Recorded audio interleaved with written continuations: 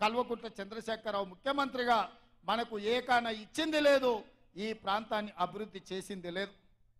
అందుకే మిత్రులారా ఇవాళ చంద్రశేఖరరావు పని అయిపోయింది, ఆయన లేవలేకుండా పడ్డాడు. కార్యమో కార్ఖానకు పోయింది, ఇక తూకానం బంద్ అయింది. తుక్కు కింద దాన్ని తూకం పెట్టి అమ్మాల్సిందే.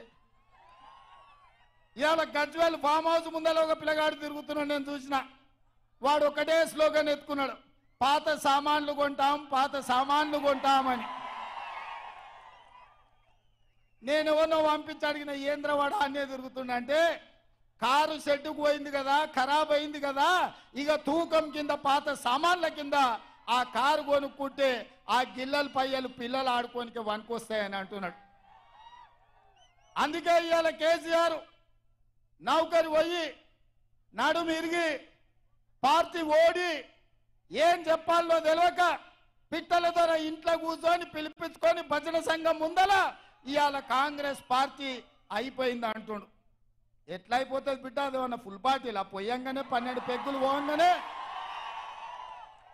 కాంగ్రెస్ ఖాళీ అవుతుంది, 20 మంది టచ్లు ఉండ్రు అంటుండు. ఎట్లయితుంది? అది ఏమన్నా 2 లీటర్ల ఫుల్ బాటిల్ అనుకుంటున్నా, 20 పెగ్గులు వేస్తే ఖాళీ కానికే.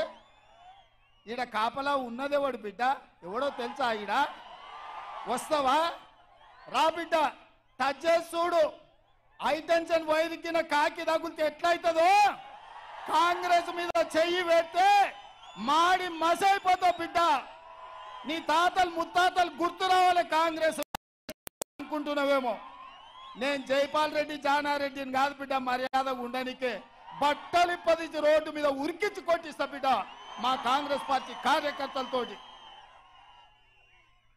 ప్రజలు ఎన్నుకున్న ప్రభుత్వం, ప్రజా తీర్పిచ్చిన ప్రభుత్వం, ప్రజల మన్నన పొందిన ప్రభుత్వం, 100 రోజుల్లో 6 గ్యారెంటీలలో 5 గ్యారెంటీలు అమలు చేసిన ప్రభుత్వం. మా ప్రభుత్వాన్ని పడగొడతారా నువ్వు మోడీ కలిసి? నువ్వు మోడీ చీకట్లో మాట్లాడుకుంటే అయిపోయింది అనుకుంటున్నావా? రా బిడ్డ రా, మోడేస్తాడో మోడీ తాతను తెచ్చుకుంటావు, నీ ఎంబడి ఎవడొస్తాడో రాండి. ఏసాలేస్తున్నట్టు నువ్వు. ఆడబిడ్డలకు ఆర్టీసీలో ఉచితంగా బస్సు ప్రయాణం కల్పిస్తే ఈ 120 రోజుల్లో 35 కోట్ల మంది మా ఆడబిడ్డలు అమ్మగారింటికి పోయిరు, అత్తగారింటికి పోయిరు, సుట్టపోళ్ళింటికి పోయిరు. 7 రూపాయల జాతరకు కూడా మా ఆడబిడ్డలు పోయొచ్చారు. మేడారం సమ్మక్క సారలమ్మ జాతరకు పోయినరు. మా ఆడబిడ్డలు ఇవాళ ఆర్టీసీ బస్సుల్లో ఉచిత ప్రయాణం చేస్తే వాళ్ళ కళ్ళల్లో ఆనందం చూసి ఓర్వలేక కళ్ళల్లో జీడి పోసుకుంటుండి కేసీఆర్. ఈ ప్రభుత్వాన్ని వడగొడితే ఆడబిడ్డలకు ఆర్టీసీ బస్సు ఉచిత ప్రయాణం రద్దవుతుందని మా ఆడబిడ్డలకు వ్యతిరేకంగా కుట్ర చేస్తున్నాడు. మా ఆడబిడ్డలు చూసుకుంటా ఊరుకుంటారా నువ్వు చేసే పనులు?